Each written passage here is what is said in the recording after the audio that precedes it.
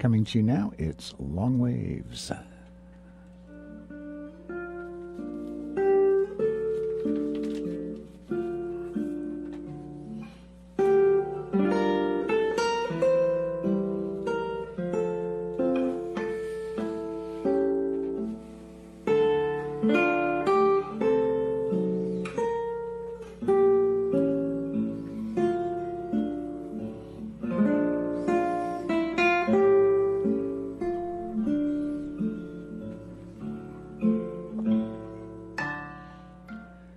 Thank you for joining me today. This is Long Waves Radio. I'm Gary Krug.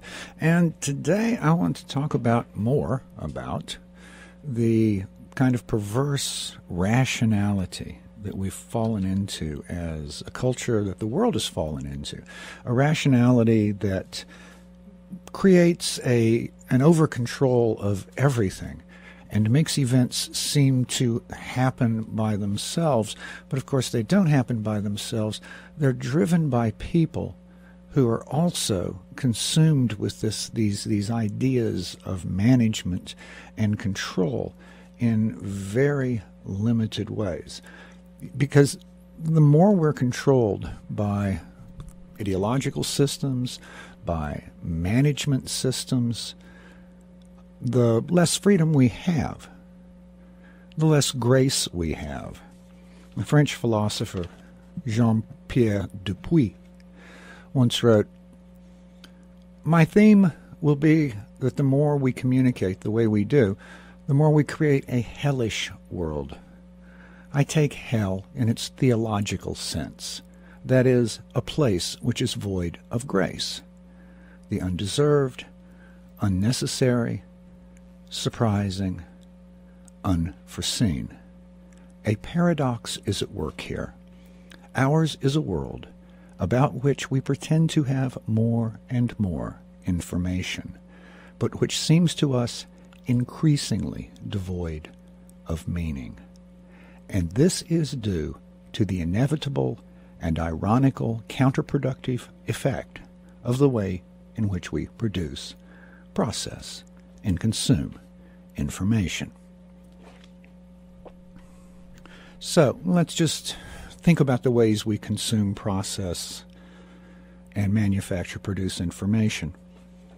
We see, for instance, in the FIFA scandal, the World Football Association scandal, where Sepp Blatter has been forced out on corruption charges. And yes, oh my goodness, I'm shocked to learn that gambling's going on here. But he's been forced out by the U.S., who want to extradite him to the U.S. for trial, he and some other people at the top of the FIFA Cup. And if you look at this, it's, oh my goodness, oh wonderful, we're taking care of this corruption at the top of this big organization. Of course it's corrupt, as is the Olympic system. They're just as corrupt as they can be, because you don't get organizations that big without corruption. It just doesn't happen. You don't get organizations as big as the U.S. military without scads of corruption. You don't get organizations like the legislative branches and executive branches and even judicial branches of governments, especially the U.S. government, without lots and lots of corruption, lots of money changing hands, lots of quid pro quo, all of these kinds of things. But driving a lot of what doesn't make sense to us in the world is this kind of rationale. It's the same rationale that forced Sepp Blatter out of FIFA. Most of the smart people in the world, and especially people from other countries, have made the point that Blatter was forced out not because he's corrupt, because, we've known that's been going on forever, but that he was forced out because Russia beat out the U.S. for a World Cup. And this is upsetting to the U.S. So there's a kind of quid pro quo mentality of you did this to me, we'll do this to you, kind of mentality that goes on in the world. It's the same mentality, you shoot one of my guys, I'll shoot one of yours. Hey, it's this mafia mentality. And there's a rationality to that. But the same kind of rationality, perverse rationality, extends through so many areas of our culture and so many areas of our government that it drives activities and actions and directions and people toward hideous outcomes that no reasonable or sane person would pursue. Wars, destruction, murder, death, poverty, these kinds of things. You know the drill. It drives the world to these things in the pursuit of what on the surface of them sound like perfectly rational things. So, for instance, we see the continued expansion of bases in Japan, and particularly in Okinawa. Some 30,000 American troops are stationed there, primarily in Okinawa. We have a similar number in Korea. But we've just announced we're going to expand bases in Okinawa. Why? Because we're threatening the Chinese. We're threatening the People's Republic of China. So the U.S. has been doing flyovers and ops all in the South China Sea. Why? Because there's these little disputed coral atolls upon which China has been dumping lots of gravel, apparently, and building a lighthouse, simply so that they can say, this is our territory. And that extends their territorial limits. It extends the limits on things like fishing and minerals under the sea. And face it, it's off their coast. And they as much as anybody have a right to that. So this is the Spratly Islands. And the U.S. is very concerned because why? Because China is a competitor. And competitors have to be fought. Now, think of the rationality of that. If you follow this classic argument, if you're competing against me, then I must beat you somehow. The idea of mutual aid is completely alien to this rationality. So the U.S. has tried a number of tactics against its opponent, China. It tried containment, right? Trying to cut off the other nations around China from China and get them, all sewn up in the U.S., and that largely failed. They tried isolation, and that largely failed. And so the last arrow in their quiver is force. So the U.S. will resort to force, to flyovers, to sending naval ships down there, and just intimidating the Chinese. They've also encouraged the Australians to serve as the United States bulldog and start sending its ships up into these disputed waters of China. Well, this didn't work against Russia in Ukraine, and it's probably not going to work against China in the South China Sea. In fact, China's had some very nasty things to say about all of this. China, in fact, said that war was inevitable between China and the United States unless Washington stops demanding Beijing halt the building of artificial islands in the disputed waters. So the Global Times, that's a nationalist newspaper in China, owned by the ruling Communist Party, has been putting out a series of very firm statements from the government and saying that China was determined to finish its construction work, calling it the country's, quote, most important bottom line. They go on to say China should carefully prepare for the possibility of conflict with the United States. And quoting now, if the United States' bottom line is that China has to halt its activities, then a U.S.-China war is inevitable in the South China Sea. The intensity of the conflict will be higher than what people usually think of as friction. So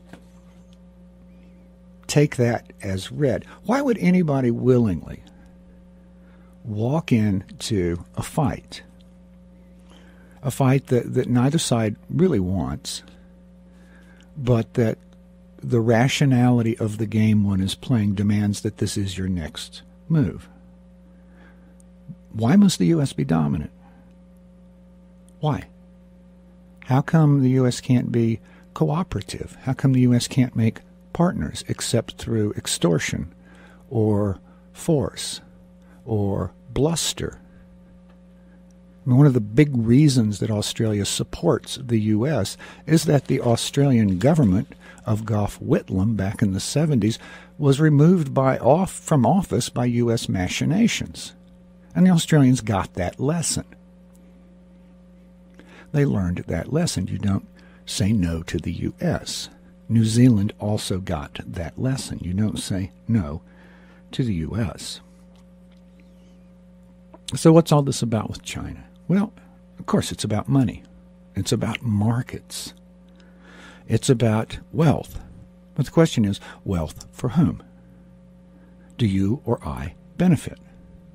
You can be sure it's the people like you and me who will be asked to fight, who will be told to fight, who will die and bleed and suffer if there's a war. But what is the benefit to us? What is the benefit, even if the U.S. were victorious and were able to achieve control of the region? You and I are not going to benefit. The United States as a whole will not benefit. A handful of corporate types would benefit. A handful of saber-rattling military types would benefit. And the chicken hawks in Congress, some of them, would benefit. But you and I, no. Select people, select corporations, select nations.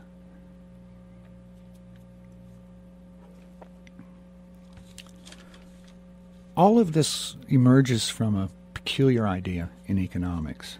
You heard about the economics genius, the math genius Nash, who died a week or so ago. They made the film A Beautiful Mind about him. He did not have a beautiful mind. He had this wonderful theory that if people pursued their own interests unimpeded, if they were left to just absolutely pursue their own interests unimpeded, it would lead to a kind of equilibrium. But in the real world, that never happens. And it didn't even happen in his models unless you used only men. And I've talked about this on the show before. But this idea that somehow free markets, free individuals, free entities, corporations, people, nations, pursuing their own interests leads to some kind of equilibrium is a nonsense. It's every man for himself, said the elephant dancing among the chickens. The U.S. doesn't want free markets. It wants controlled markets. That's what the Trans-Pacific Partnership and the similar relationship that's being established with Europe, the Transatlantic Partnership, that's exactly what they're about. They're not about free markets. They're about markets that benefit the U.S., preferred preferred markets and preferred trading partners. But yet we have this idea that goes way back to early classic liberal economic theory that these little dot points of individualism and desire rush around pursuing their enlightened self-interest, and somehow everybody benefits from that. But that's a complete nonsense. It's a mantra, it's an ideology,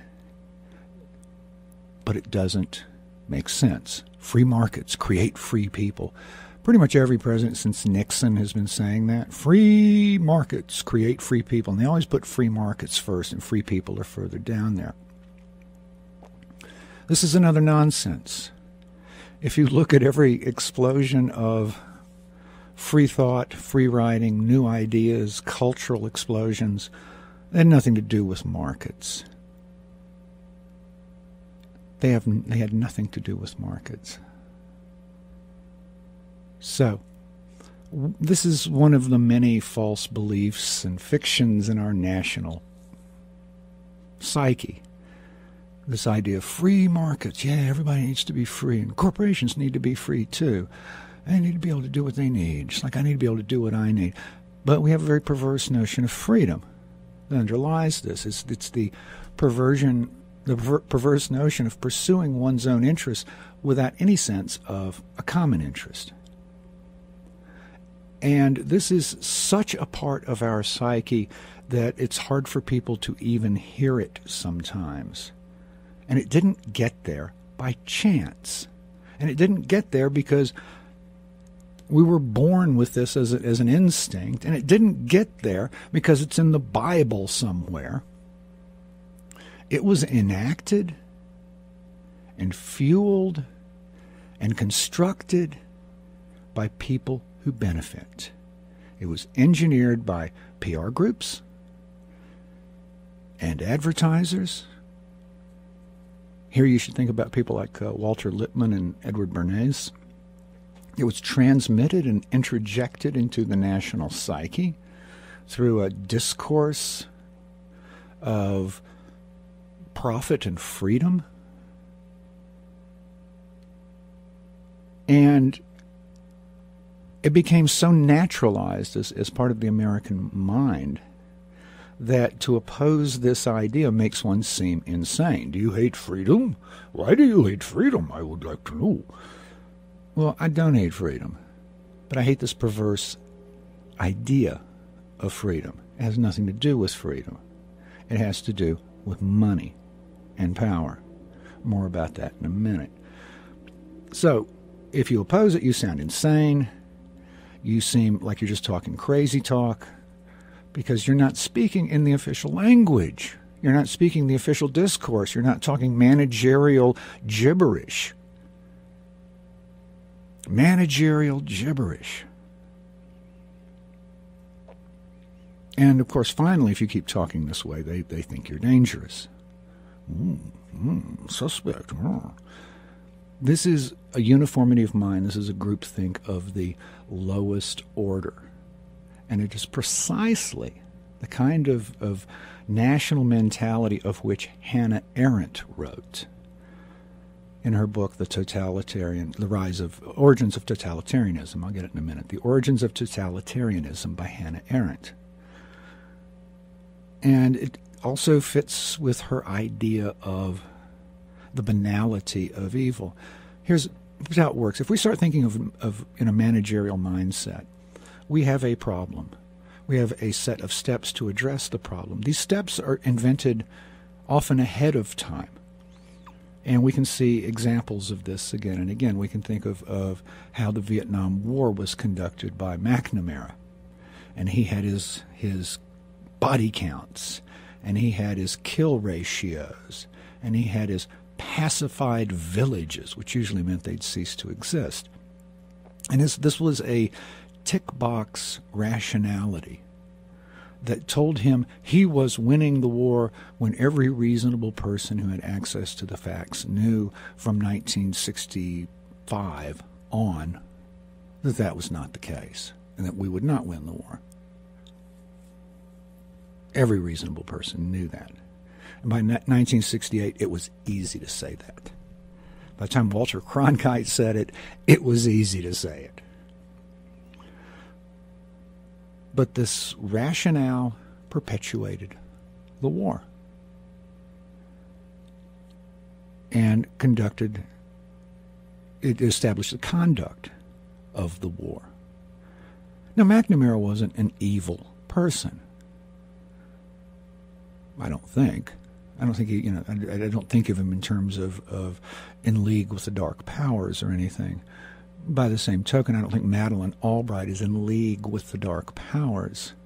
But when you can dismiss the murder of 500,000 to 1 million children as it being worth it to achieve our political goals, and do it without batting an eye, you have to wonder if there's any heart left, or has it all been replaced with switches and circuit boards designed to produce the language and actions and reproduce the ideology of these rational systems.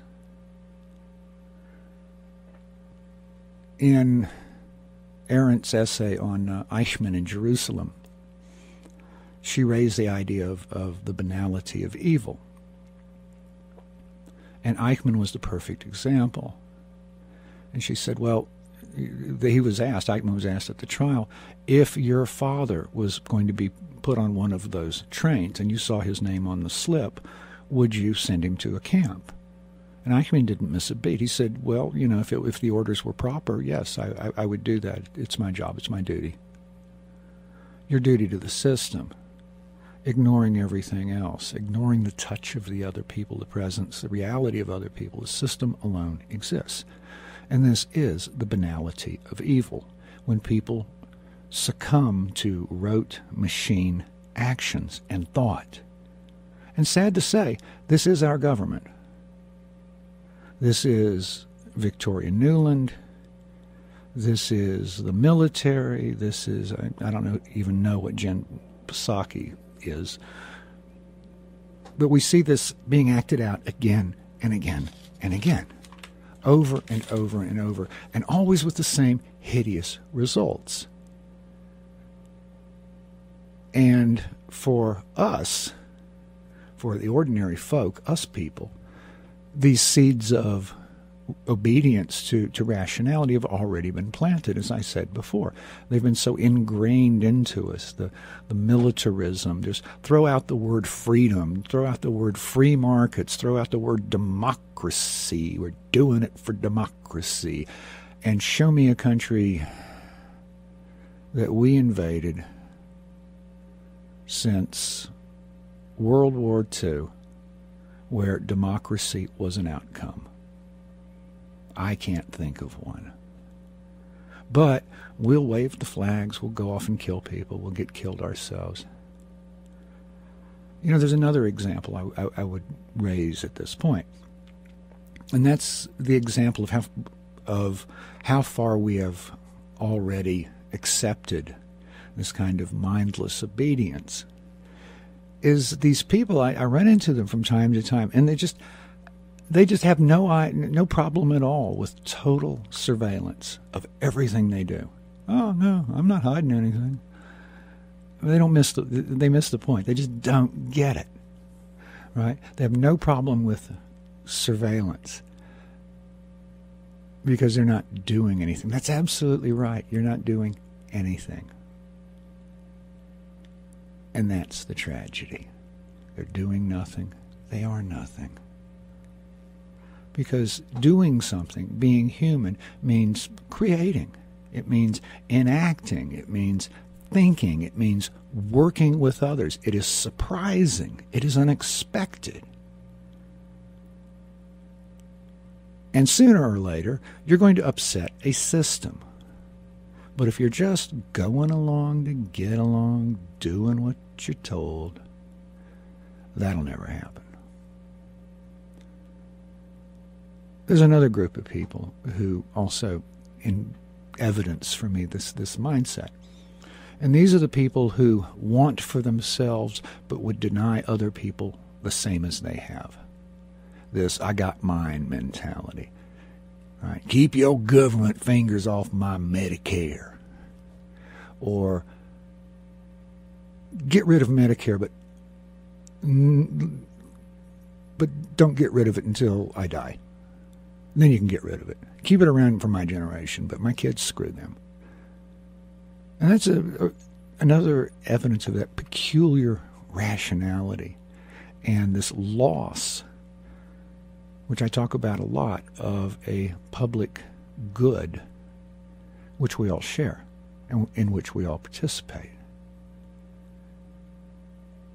People like the ones I was just describing have already surrendered their liberty.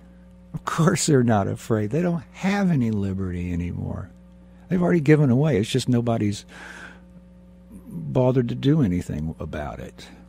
But the turnkey totalitarianism remains. But even so, if the U.S. became a totalitarian state overnight, such people would still be just fine because they would just go on doing what they're told to do. There would be no change for them, but that's not life, and that's not human. And then we have the crowd of people who think guns make them free. I've got my guns. I can fight my government. Well, I've debunked that so many times on this show, I'm not even going to bother again. But then we have this other bizarre fetish. in this country. It's a truly bizarre fetish about the Constitution. And I'll talk about that in a little bit. But I want to make a couple of little segues here. I want to look at some examples of where we see this stupid rush toward war and destruction perpetuated by ideology for economic purposes. Now, I mentioned China and the shaping up of the war in China Sea.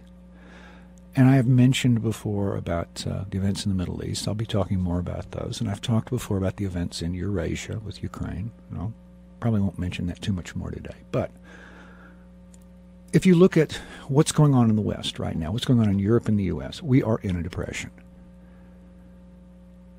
My friends at Moon of Alabama note that the developed world has been in a depression since 2007. It never left depression. And there's an element of truth to this. There's still a business cycle that goes on inside of the depression, but it's a much smaller business cycle, and the swings are much less pronounced. The business cycle is again turning down and doing so sharply, they write, not only in the U.S. but also in Europe. Every central bank has been throwing money at the economies, but that money finds no productive use. Why would a company invest even 0% interest when nobody will buy the additional products for a profitable price? How could consumers buy more when wages are stagnant and they're already overburdened with debt? Indeed. How could consumers buy the stuff that's out there to be bought? So, Moon of Alabama write that his or her belief is that we're in a global crisis of overproduction. This is classic Marx theory. Overproduction, where there's an excess of materials, but nobody can buy it because they don't have any money. I mean, think about it. You have a factory, and you pay your workers wages. And they use those wages and they go out and buy things they want, things they need, and this is how the system works. But as you eliminate jobs or eliminate the amount of money that workers get, you suddenly have nobody buying things. And then you suddenly have the factories going bust. And this is what's going on through Europe and the United States. The only reason the system has not fallen apart is that governments are pouring money, printing money and pouring it into the markets and into the banks and into loans to corporations at 0% interest or even better rates than that to keep them afloat. Because otherwise they would all be sinking. They would be sunk. Because no one can buy the way they used to do. And the fact that the reason we got into the problem we had in 2008 is that was what was keeping the system alive then, was that enormous bubble in property where they allowed rates to inflate. They encouraged property values to inflate. They encouraged money to pull cash out and spend. And this is part of a lunacy of the banking world and the economic world, that same rationalism, where they went to the governments and they said, trust us, we can hold all of this together. We know how to manage it. It makes no sense. It's not sustainable, but we can hold it all together because we are the masters of the universe. So they built this enormous bubble, parts of which still have not yet popped. And when part of it did, and it deflated, we were left with a crisis. Solution to the crisis: pump more artificial money into the economy. Give it to banks, give it to corporations who didn't produce jobs, as they said they would. They didn't put it into rebuilding infrastructure, which would have made a lot of sense. They invested in the various casinos, the stock market, the bond market.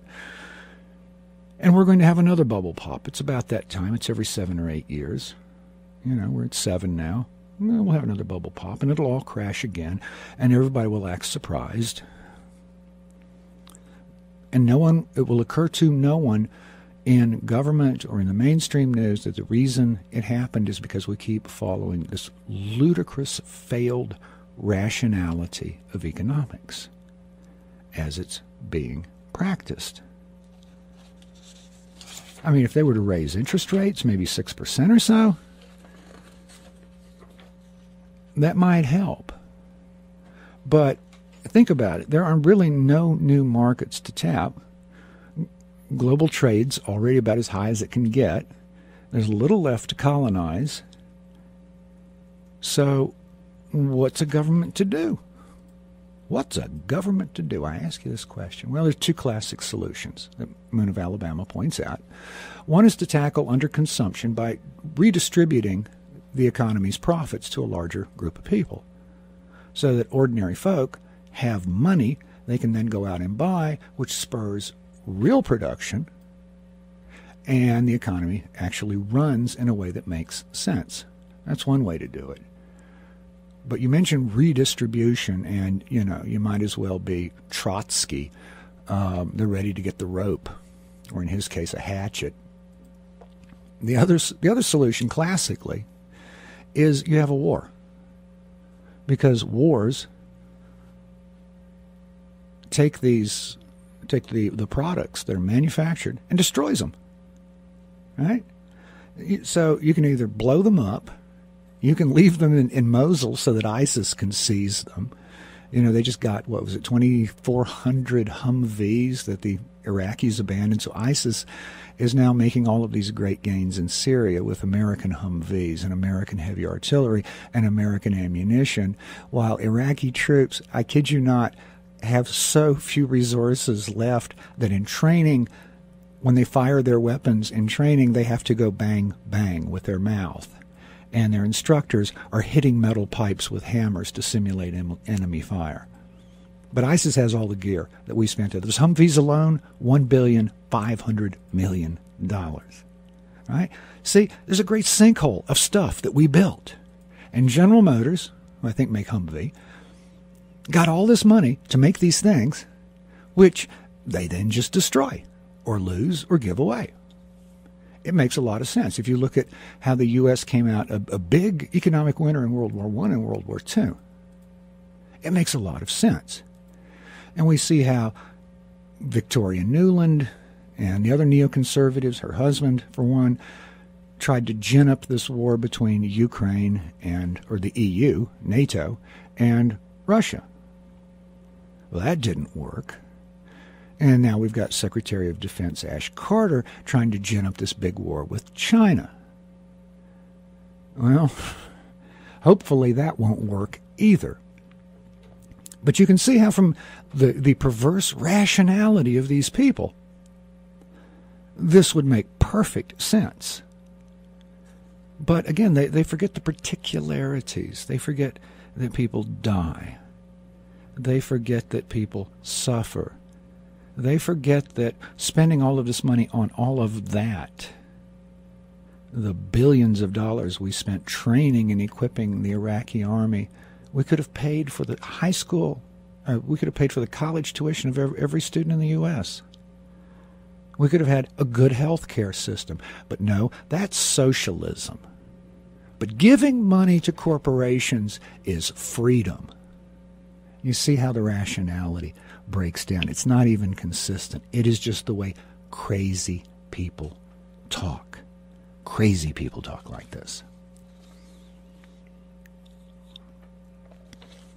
And there's some other examples of this as well. There's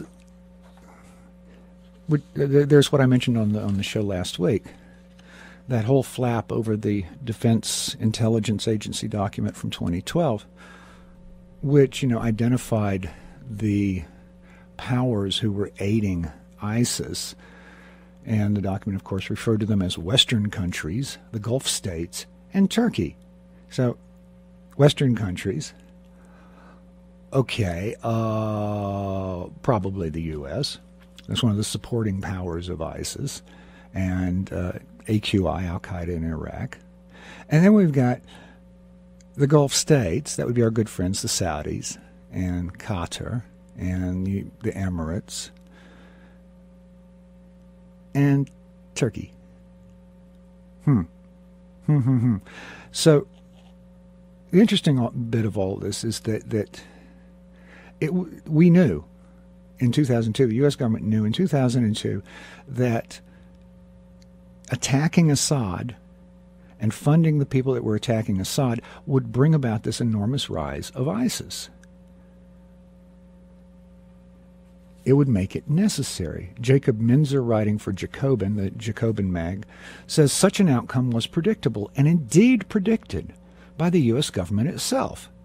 While American politicians and pundits have blamed the ascendance of ISIS on former Iraqi President Nouri and or on the removal of American troops from Iraq, we hear that a lot on Fox News, the DIA report reminds us that the key event in the rise of ISIS was the corresponding rise of the insurgency in Syria.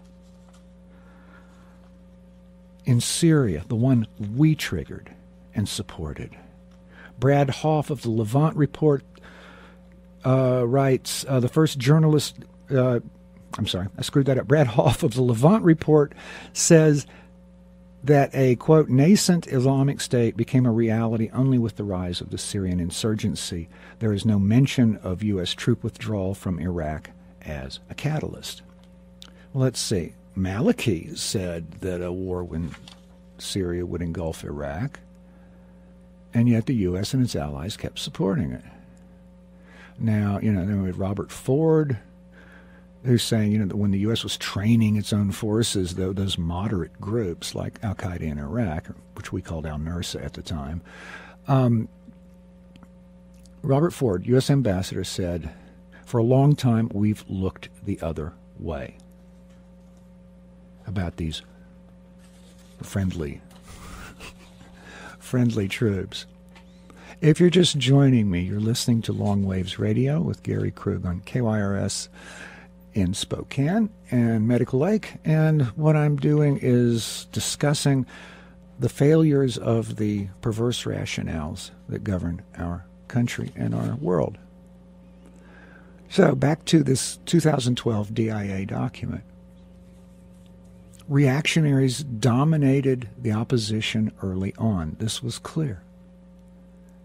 The Salafists, according to the document, the Salafists, the Muslim Brotherhood, and Al-Qaeda in Iraq are the major forces driving the insurgency in Syria.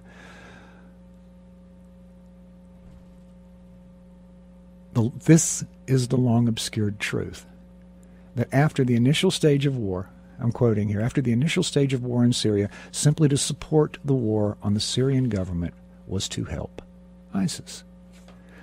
Meanwhile, all this talk about the great enemy, and these are the people we have to have all this surveillance against because they're going to come here. And these are the reasons all these people get upset and go protest outside of mosques because of those evil Muslims. Hey, people, take off the headsets. Look around. Pay attention. Your government is funding and training these people, the Islamists, the Cephalists, ISIS, Al-Qaeda in Iraq, al-Nusra.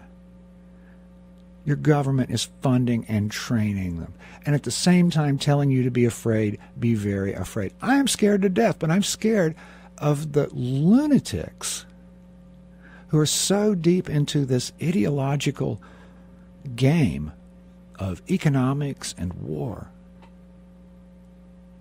that they can't do anything with a good outcome. They can't do anything that will work out well for you or me. They'll all have cushy jobs. They'll all have cushy retirements. They'll all be insiders in power. They can go off and get their six-figure speaking fees. But they don't actually make anything better. They really, really don't. And this is, again, the issue that this kind of perverse rationality excludes the particulars and sees only the telos, the means to an end. We think about wars. Nearly all wars are avoidable. Very few wars are unavoidable. Yet you look at the wars that we've been involved in, going back to everything since the Civil War really. We attribute them to evil, evil doers, evil people, evil governments, evil ideologies. I mean, it was a Spanish-American War. We had to free all of these countries from the domination of Spain and turn them into countries that were dominated by America. There was Japan, who ruthlessly attacked us for no good reason whatsoever. They were just crazy and filled with hate, which is a nonsense. We were strangling Japan economically, and we were threatening to firebomb their cities.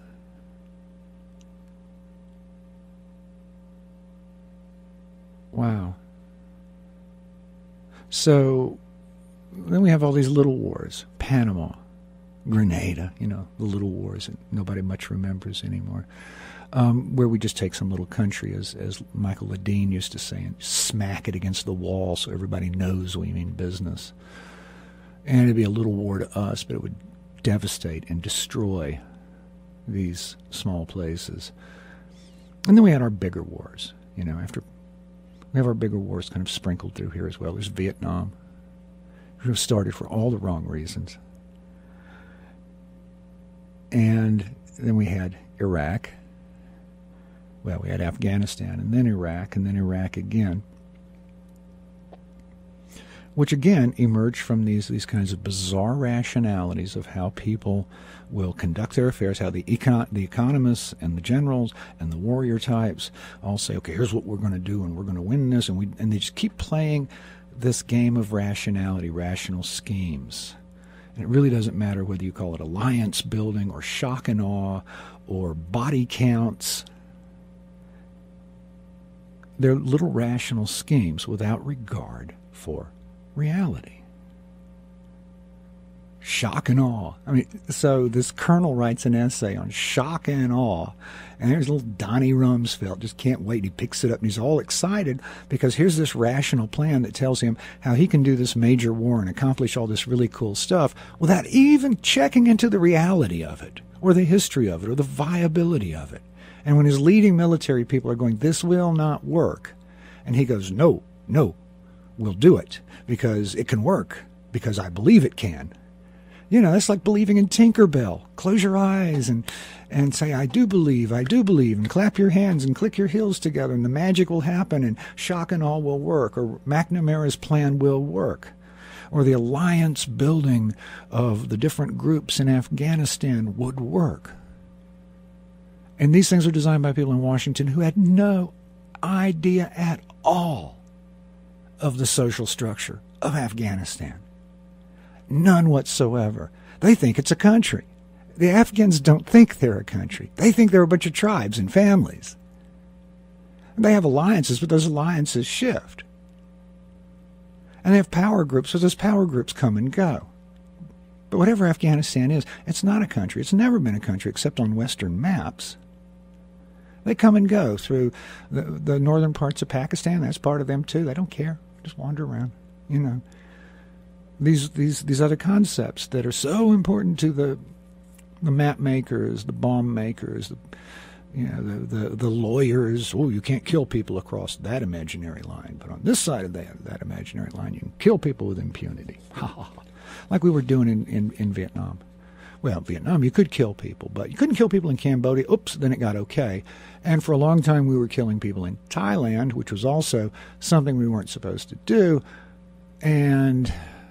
But we did it anyway, and blah, blah, blah. And it was all okay, and nobody got hurt, except for the 3 million Asians who were killed during the campaign. But, it was all about us. 3 million Cambodians and Thais and Vietnamese just don't amount to a pile of beans when you're talking about America's sacrifices. No sirree, Bob. You see how this rationality works? It is insane. It's completely lunatic. One more example, one more quick one.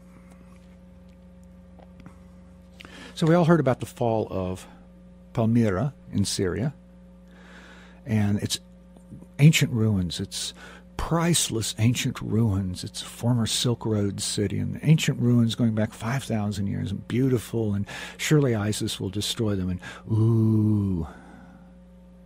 Yet, as Pepe Escobar points out, there are very few mentions of the welfare of the people living in the region, or of the fact that the Syrian army launched a massive operation to evacuate as many civilians as possible from the city's 100,000 inhabitants before its epic defeat. Well, why would we mention that? Because that might make us think about the people who are suffering, those externalities, and the rationality of the warriors and the propagandists. That would just mess everything up now, wouldn't it? That would be no fun at all. So, since ISIS and Al-Qaeda got all the spiffy new Humvees and all that spiffy new equipment and heavy weapons, they're off to the races. They are now they're much more likely to actually take Syria. So, another country destroyed. Another country destroyed. And it will be done by ISIS. And here's the funny thing. When Syria falls, the U.S. government will come out with a hue and cry about the dangers of the united ISIS, Al-Qaeda, Al-Nusra, Free Syrian Army. And actually, it's all pretty much the same group of people on a lot of levels. But we will hear about the great mortal danger, the existential danger to America and the West that they now face, despite the fact we created them. And like good little puppets, like good little programmed machines, we will respond with fear and terror and demands that more war take place to destroy this evil influence, which of course will never go away because we built it ourselves, and we'll just make another one on the side because the war will go forever. That's the point. And they will set up a country. They'll set up a country in the north of Syria and the southwest of Iraq, and probably some kind of Shia Iranian state up on the top. And the Kurds will get a little bit of a region there. I love it how all the Republicans are coming out now and saying, well, I'd give weapons to the Kurds. Those are our allies in the region. Wait. Giving weapons to insurgents has never worked. The CIA itself said it has never worked. Ever. It doesn't. Every time they tried it, it failed. So this idea that somehow, there's this other insurgent group, let's give them the weapons. You see how the rationality, rather than change the rationality, rather than have to deal with reality, they'd rather ignore reality and ignore history, the Ron Pauls and the Santorums and the people in other people in D.C., they'd rather ignore all of this and pretend that this ideology, this perverse rationality is actually going to change stuff. It's actually going to make it better. It's going to fix what's wrong. And you can count on us because we're always right and we never lie. This is on a lot of levels very strange. I'm amazed too how much has been popping up lately about the redacted pages in the 9/11 report. The bit that dealt with Saudi Arabia, and how people who've actually read it have said this really changed my whole view of reality and politics. Well, yeah, it would have a tendency to do that now, wouldn't it? It would. So now we have this same cabal of true believers, of dyed-in-the-wool ideologues, who, without any regard for reality, are winding up wars, are spinning up wars with Russia, with China. We still got the ongoing war in the Middle East. which we're going to be dumping more and more people and money into. And by God, and the Republicans will be screaming about the deficit, which will all be military, and that little 2% slice of the Department of Agriculture budget, which is food stamps and stuff folded into that. That'll get the blame, that little 2% slice. It won't be that big 48% slice of spending that's really the cause. So this is all theater. And it's all theater to begin major conflicts, even global war, even nuclear war. Because Russia and China are major nuclear players, Russia in particular. All the things that these technocrats, that's a good word for them, are doing lead toward war. And there is some point at which that war, which their rationality includes the rationality of a nuclear war. Now, if there's a more nonsensical statement in the universe than the rationality of nuclear war, I'm having trouble coming up with it. But sure enough, the brain trust who are running all of this have plans for this. They're called PSYOP, Single Integrated Operational Plan. These are their nuclear war games that they've played and played and played, and so they have them in books, and when X happens, they do Y. Because X and Y will always be the same, of course. Again, games with lethal consequence, global consequence, species consequence, played without looking at the particulars of little things like global death and destruction. Everybody, I think, is familiar with the parody of this in Dr. Strangelove. Well, there's a much more chilling example of it in Failsafe, which was made the same year, interestingly enough. And Henry Fonda, who plays the president in Failsafe, remarked to Peter Sellers that he was glad that Dr. Strangelove was released first because he never could have played his role. Fonda never could have played his role had he seen Dr. Strangelove first. But what you see in that are these arguments of the rationality of war. There's Dr. Grote Schelle, who is kind of the cross between Edward Teller and Henry Kissinger, arguing his ideological strategies based on theories and projections, which of course all ends up mocked in Dr. Strangelove. I'm not saying we wouldn't get our hair mussed, but 120 million dead tops. And people can talk that way. People can talk that way. Our world is crazy and inhuman. Back to the top of the show. Our world is crazy and inhuman because the power of humans to define reality, to enact reality, to be in reality, is defined by corporations and government, primarily through language and law. Bankers promised they would have the skill to manage money, and they failed. The army said it would win wars with rational technique, and it failed. The government said it would eliminate drugs through the rationalities of law and incarceration, and it failed. We had a war against poverty, and it failed. Why do we keep expecting a different outcome from these failed managerial rationalities? We shouldn't. But in their world, there is no other outcome. There is no other outcome. Back to Dupuy.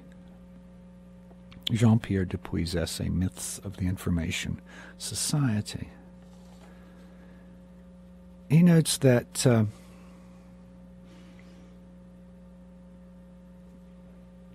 the organization of these worldwide scale rational systems leaves little room for noise, resulting from the creative autonomy of its components. That would be you and me.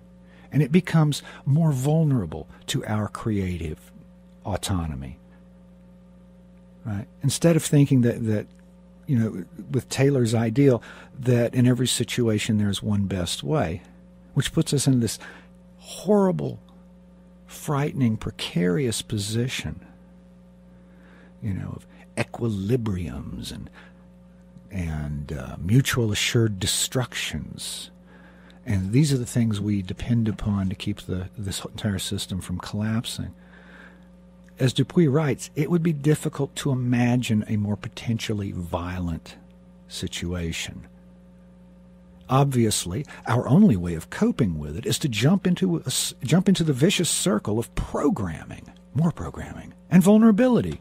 More programming entails more vulnerability, which then necessitates and legitimizes increased programming, and therefore a heightened concentration of power. The risk of an explosion is real, but there is an even more alarming danger that we should forget that our main wealth is in people and our power to marvel and our capacity to surprise. Not very directive, but it does go to the heart of the truth. And that concludes today's show. I'd like to thank all of you for listening. This has been Long Waves with Gary Krug on KYRS, Medical Lake in Spokane, 88.1, 92.3 FM. You can reach me by emailing longwaves@kyrs.org. Of course, the show is webcast live. It is podcast on YouTube, and you can find that by simply putting the words Long Wave Radio in quotes and searching. You'll pop it right up. You can also find me on Facebook, again, Long Waves Radio. So I'll be back next week. Until then, thank you so much for listening. I look forward to you joining me next time, and I hope you look forward to it as well. Let me hear from you. I love hearing from the listeners. You guys have some really great ideas sometimes. Most of the time. Thanks again. Till next week. I'm out of here.